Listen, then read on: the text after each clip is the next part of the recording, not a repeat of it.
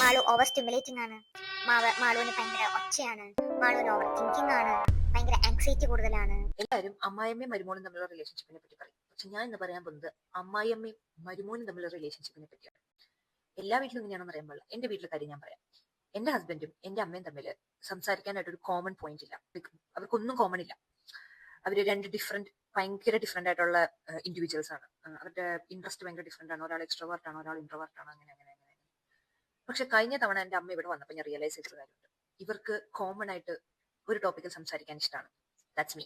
എന്നെ കുറിച്ച് എന്ന് പറയുമ്പോൾ എന്റെ നല്ല കാര്യങ്ങളല്ല, എന്റെ കുറ്റങ്ങൾ. എന്നെ 5 വർഷം മുമ്പ് പരിചയപ്പെട്ട എന്റെ ഹസ്ബൻഡ് എന്റെ കുറ്റങ്ങൾ പറഞ്ഞ് സ്റ്റാർട്ട് ചെയ്തിട്ടുണ്ടെങ്കിൽ ഞാൻ ജനിച്ചപ്പോൾ കരഞ്ഞത് മുതലുള്ള കുറ്റങ്ങൾ എന്റെ അമ്മയ്ക്ക് പറയാനുണ്ട്. And they vibe. അവർക്ക് എത്ര നേരം വേണമെങ്കിലും അതിനെപ്പറ്റി സംസാരിക്കാം. മാളു ഓവർ സ്റ്റിമുലേറ്റിംഗ് ആണ്. മാളുവിന് ഭയങ്കര ഒച്ചയാണ്. മാളുവിന് ഓവർ തിങ്കിങ് ആണ്.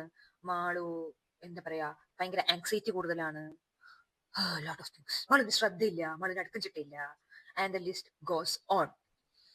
And they vibe which I don't like.